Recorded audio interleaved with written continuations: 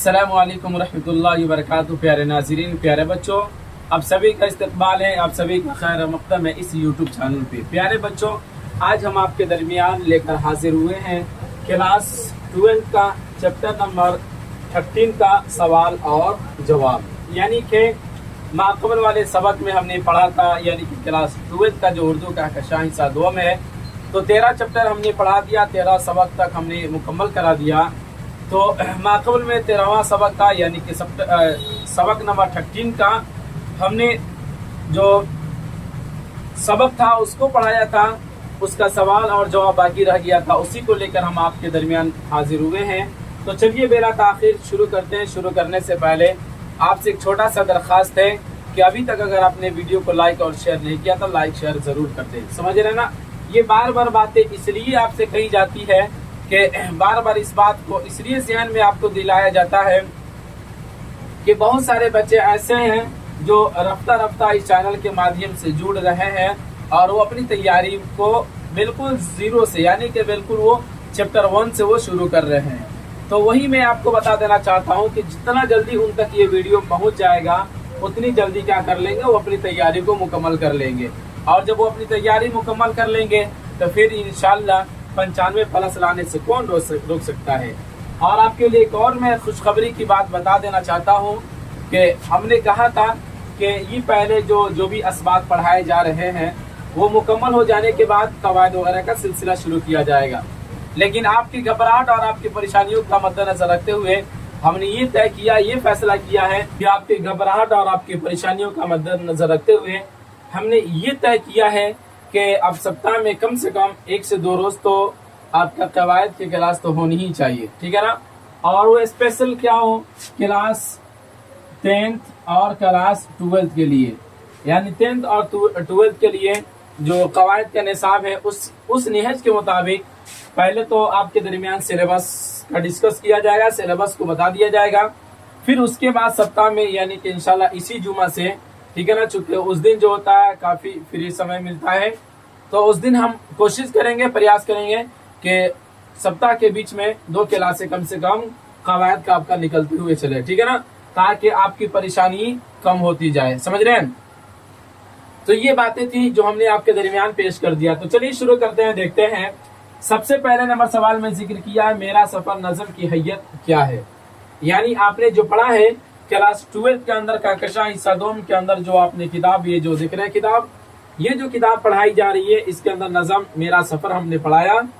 तो इसमें सबसे पहले आप बताइए के अंदर आप देखेंगे दिया गया सबसे पहला सवाल कि मेरा सफर नज़म की हैयत क्या है।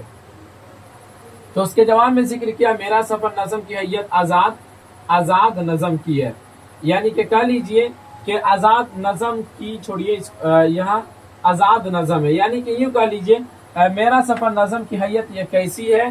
तो इसकी हैयत मतलब कह लीजिए, इसका मतलब क्या हैयत है, क्या इसका एतबार है, किस एतबार से ये नज़म है, जो नज़म लिखी गई इसके क्या एतबार है उर्दू के नज़म के अंदर।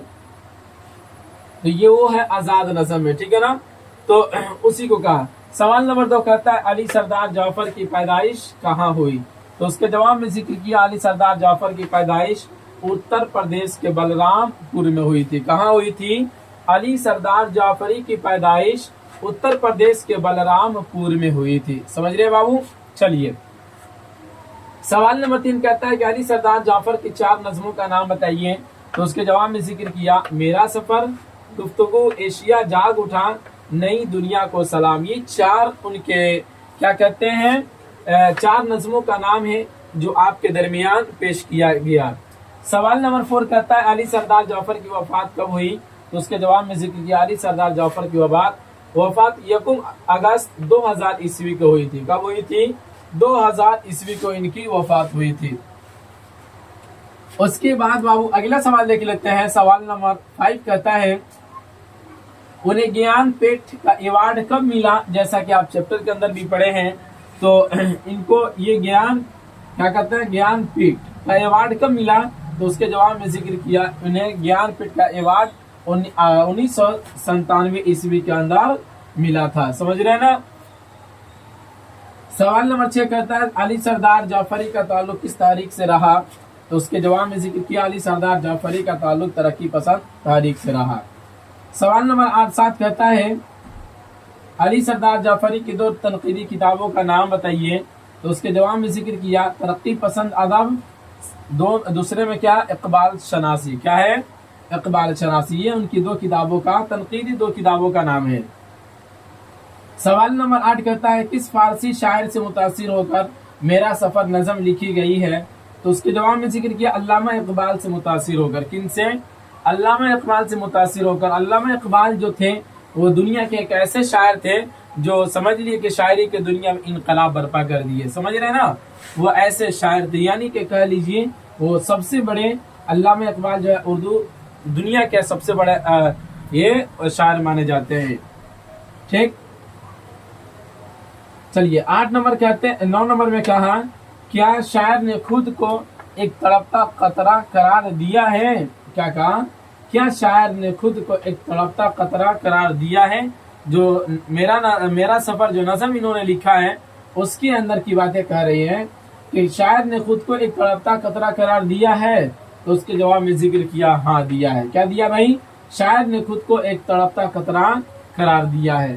تو یہ رہا آپ کے درمیان، آپ بتائیے کے اندر جو 9 سوالات دیے گئے تھے اس کو ہم نے حل کرایا، ٹھیک ہے نا۔ اور اس ویڈیو کے اندر، اس سبق کے اندر ہم نے یہ بھی بتا دیا کہ قواعد جو ہے انشاءاللہ جمعہ کے روز ٹھیک ہے نا، یعنی جمعہ کے روز کلاس 10th اور کلاس 12th کا جو ہے قواعد انشاءاللہ اسی جمعہ سے آپ کے درمیان پیش کر دیا جائے گا، آپ کو پڑھایا جائے گا، ٹھیک ہے نا۔ بس آپ گھبرائیے مت، آپ گھبرا جاتے ہیں، پریشان ہو جاتے ہیں، ہم جب نصاب دیکھتے ہیں تو مجھے بالکل حلوہ سا دکھتا ہے، ٹھیک ہے نا، اس لیے بلا گھبراہٹ بلا تکلف سے ہم آپ کے درمیان کھڑا ہو کر پڑھاتے ہیں، لیکن آپ گھبرا جاتے ہیں۔ گھبرانے کی ضرورت نہیں ہے، پریشان ہونے کی ضرورت نہیں ہے، بس آپ جڑے رہے نا، اتنا تو ہم نے کہا دیا نا آپ سے کہ آپ ان سے جڑے رہیے انشاءاللہ 95+ تو پھر کوئی روک نہیں سکتا، انشاءاللہ آپ کے لیے جتنا محنت کرنے کی ضرورت پڑے اتنی محنت آپ کے لیے کی جائے گی۔ تو چلیے اب اجازت دیجیے، پھر ملیں گے اگلے والے سبق میں۔ اب مختصر گفتگو کو ہم دیکھ لیتے ہیں۔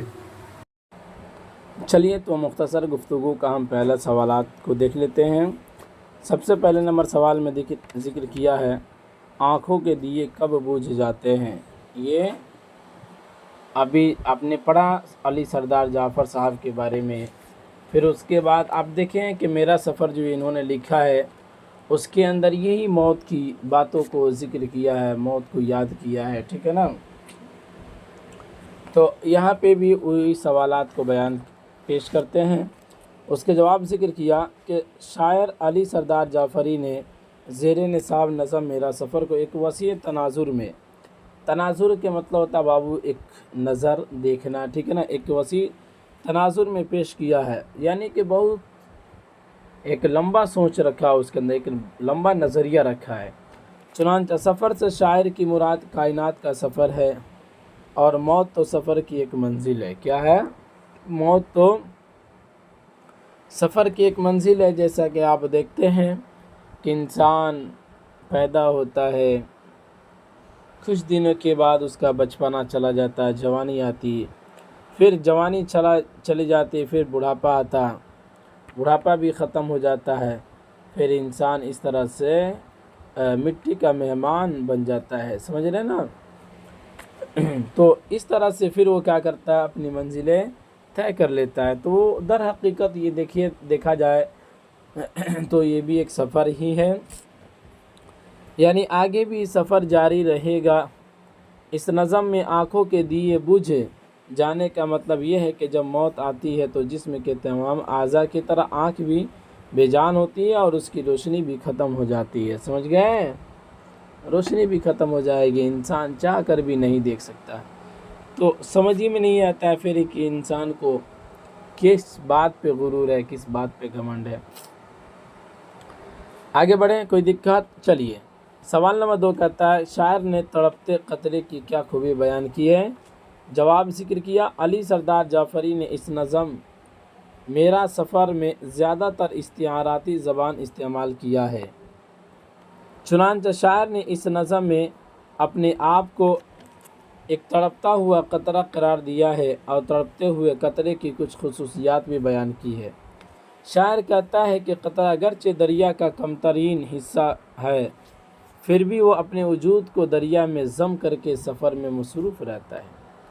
कतरा जो होता है अगरचे वो दरिया का एक हिस्सा है, लेकिन उसमें वो मिलकर ज़म करके मसरूफ़ रहता, लगा हुआ रहता है, माजी के सुराही से निकल कर हाल की तामीर करता है और हाल के सफ़र से मुस्तक़बिल का तस्वुर पेश करता है। समझ रहे हैं?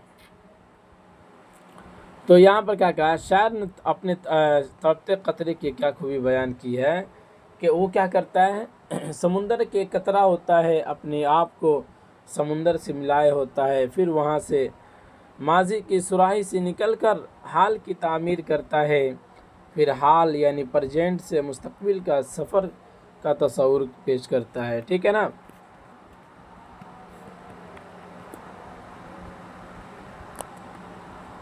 सवाल नंबर 3 कहते हैं, मौत की आमद से पहले जो मंज़र पेश किया गया है उसे अपने अल्फाज में बयान कीजिए।